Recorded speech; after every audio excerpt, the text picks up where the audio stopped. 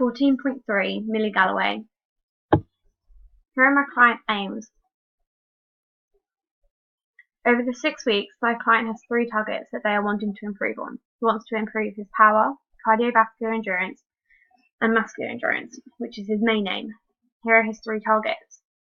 My client would like to improve their muscular endurance. Their current endurance is average, with a score being 70. After week 3, I want his score to be above 100, getting a good score. After week 6, I want his score to reach an excellent level. This is according to normative data. This data has been taken off of the Harvard STEP test.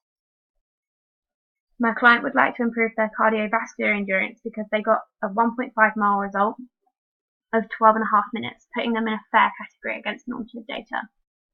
After 3 weeks, I want him to have dropped his time by 30 seconds, and after 6 weeks, I would like to have him drop his time by 45 seconds. Finally, my client would like to improve their power so that he can jump higher to catch balls in the air in his sport cricket. After 3 weeks, my client wants to improve the vertical jump by 3 centimeters. After 6 weeks, my client wants to improve their vertical jump by 6 centimeters. The session aim. In my session, I'm focusing on only muscular endurance and cardiovascular endurance. By working on the bike and the running, muscular endurance will be tested due to the repeated contractions. The fact that my client is constantly working for the whole 30-minute duration of the session shows that they are working on his cardiovascular endurance, as his body has to cope with the duration of the work. I want my client to be working in their aerobic zone for the majority of the session. This is measured by monitoring the heart rate and maintaining it at 60 to 80% of his maximum heart rate. I can measure this by using a heart rate monitor. I want my client to understand my demonstration and remember my key points about the equipment and safety when using the bike. I would measure this by gathering feedback at the end of the session.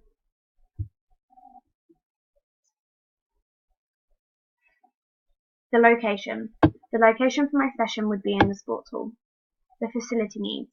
I would need a narrow, long stretch of the sports hall, approximately 40 meters by 5 meters.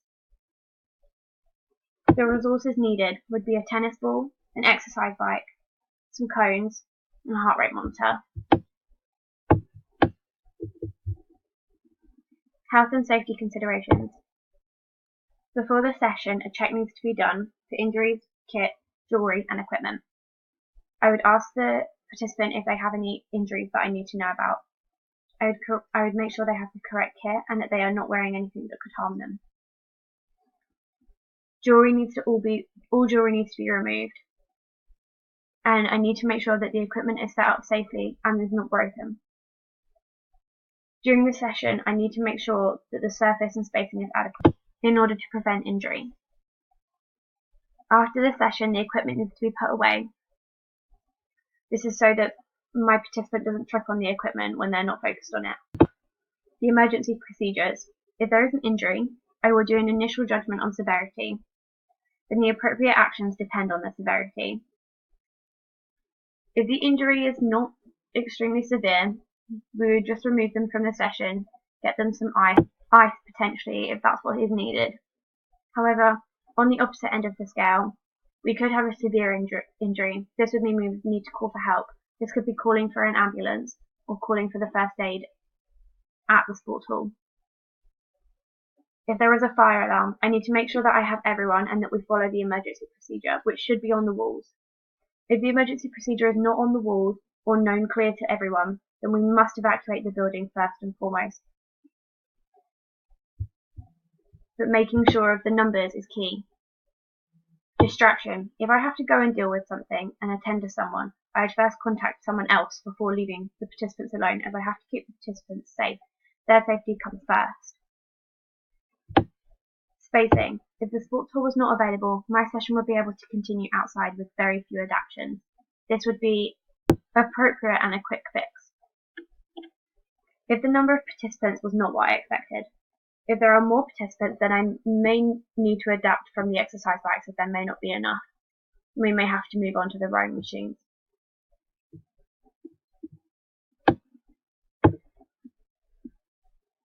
The risk assessment is on the next page. Here is my risk assessment. Some of the hazards that could have been spotted in my session are slips, trips and falls, the bike, cones, and other clients. I have to remember that this session is in a sports hall where there could be other people working. This means that other clients are an issue. The cones on the floor might not always be spotted and can lead to my client slipping on them. The bike may not be something that my client has used before and therefore may not know the correct safety procedures when using it. Therefore, this could be an issue. Also, my client will be running around the hall. The bike will also be in the hall, so this needs to be made aware to my client that it is there in order for them to not run into it. Slips, trips and falls are just general things. For example, slipping on the floor of the gym could occur.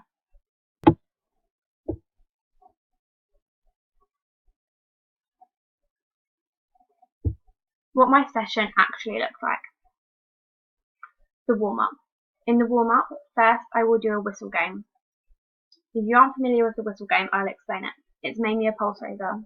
This would need to last 5 minutes.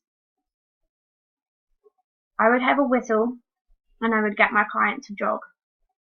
My client would jog in a straight line, and when I blow the whistle once, they'd jump up as if they were to catch a ball. This is relevant to my client because they play cricket. In cricket, they will have to jump up and catch a ball. And it's also relevant because one of my client's targets is power. When I blow the whistle twice, they will do the long barrier, which is something they would do when they're fielding in cricket. And when I blow the whistle 3 times, he would do a 180. The continuous jogging would help raise the pulse, and the different activities would keep him interested and relate to his sport. We would then do some dynamic stretches over 10 meters. This would last about 2 minutes. We would do lunges, heel flicks, high knees, the plus stretch, and the tricep stretch. The reason we would do lunges, heel flicks, and high knees is because legs are definitely tested on the bike. The running and exercise on the bike would lead to muscular endurance being tested in the legs. Therefore, lunges, heel flicks, and high knees are appropriate. The plus stretch and the tricep stretch are done because when you are running, your arms are used, and therefore they could come under some stress. Therefore, it is important that we stretch them out before exercise occurs. When I first meet my client, I would say my name and explain what the session includes and what we are targeting. So in my case, with my client, I would tell him that we are working for 30 minutes, alternating every 5 minutes on the bike and running. Then explain that the repeated actions can improve muscular endurance, which was one of his targets, and that the duration of the session would improve cardiovascular endurance, which was a different target. I would check this is all okay with my client and that he gives consent and has no injuries. It is important that I behave professionally and I'm knowledgeable of my session and the equipment that is used.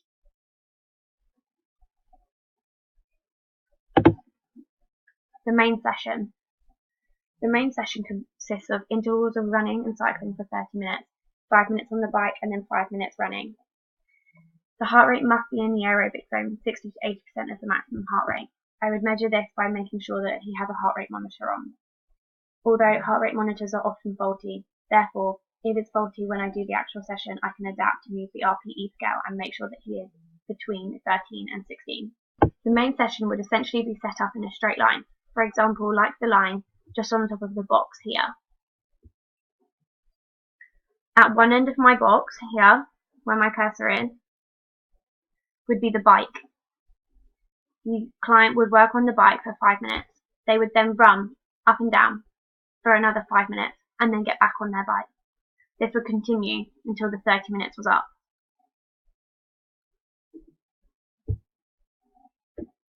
The cool down. Whilst my client cools down, I'll keep them on the bike, pedaling slowly. This is important because if the client stops exercising straight away, there can be a build-up of lactic acid, which can cause injury and can cause pain in the following days after exercise. However, pedaling on the bike, which he has been doing for a long time in the actual session, can be quite boring. Therefore, I will bring in a tennis ball and we will catch the ball in alternate hands whilst working below 13 on the RPE scale. To keep it interesting, I might also ask him questions about the session and how he found it and what he wants to work on in the next session. We would do some static stretching to end the session along with some dynamic stretching. The dynamic stretching would be the same as the warm-up and have the same sort of structure. The static stretching would be the straddle stretches and the pike overlean stretches. Then we would pack away. Packing away is important because I don't want my client to trip over any of the equipment as they leave, and I also don't want to leave equipment out as it could injure people that are using the hall after us.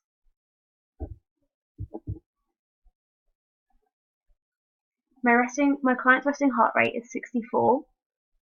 The target heart rate zone for my client is 122 to 163 beats per minute. Their resting blood pressure is 128/69. Their peak flow result was 500, and their BMI is 22, with a height of 1 meter 74 and a weight of 69 kilograms. After the session, my client gave me feedback. My client thought the session was good, but the warm-up was intense and he wasn't told what intensity the warm-up was, so he tired himself out very easily. He complained that the bike broke, but then said that I thought quickly and was able to adapt my session to get him onto a rowing machine, and therefore time wasn't wasted. He liked the incorporation of cricket as this was his sport, meaning he felt more engaged, and as if the session had been catered to him. He felt that he needed rests that weren't provided, and due to the change from the exercise bike to the rowing machine, the length of the time he was working for he felt was too long, as I didn't adapt these timings. My strengths and areas for development regarding me leading my session. The strengths. I was confident. My confidence in my session made my client feel safe. I was adaptable to change from the bike to the rowing machine. In my session, I had an issue with the bike, meaning that I therefore could not do my session as I had planned. I had to adapt on the spot with my client there, and decided that I would use the rowing machine that was spare in the sports hall at the time. This was a good compromise, as it still tested muscular endurance and it was still mainly targeting his legs, which is what we were doing on the bike. My third strength is that I incorporated cricket into the session, and he had good knowledge, and I had good knowledge of the cricket and when it would be used. For example, I incorporated the long barrier into the warm-up. Long barrier is something that you do during fielding in cricket. The fact that I know this and know why you would use it, and still used it in the session, made my client feel as if I had catered the session directly to him and that I knew what he wanted to do and what he wanted to work on, and inevitably why he was doing this fitness session, and that was to help his cricket. The weaknesses. I could have provided some rest periods. Looking back on my session, I can see that my client was struggling, and it may have been appropriate to add rest periods. The warm-up perhaps was too intense. I was blowing the whistle very regularly, meaning that not much gentle jogging was actually being done, and it was more jumping and long barrier and 180-degree spinning, therefore meaning that my client felt that the warm-up was too intense and it tired him out before he'd actually got started. I also didn't adapt the timings when we moved on to the rowing machine from the bike. Originally my session was 5 minutes running, 5 minutes on the bike. However, the rowing machine could be a lot more intense than on the bike.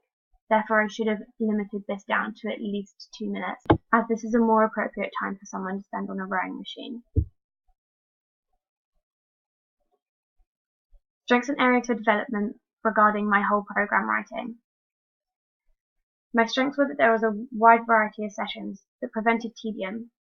This meant that my client enjoyed the program and would want to continue and felt motivated as he didn't know what session would be next and what we would be doing. Rest days were given at appropriate times, for example when he was working, and also the day after intense sessions there would be a rest day. My sessions were targeted at the client's aims. Every single session hit power, muscular endurance, or cardiovascular endurance, which were his 3 aims. However, I did have some weaknesses. The warm-ups and cool-downs were similar throughout the program, so may have been boring and led to disinterest. And if the warm-ups and cool-downs were boring, it could have meant he didn't do them properly, which could lead to injury.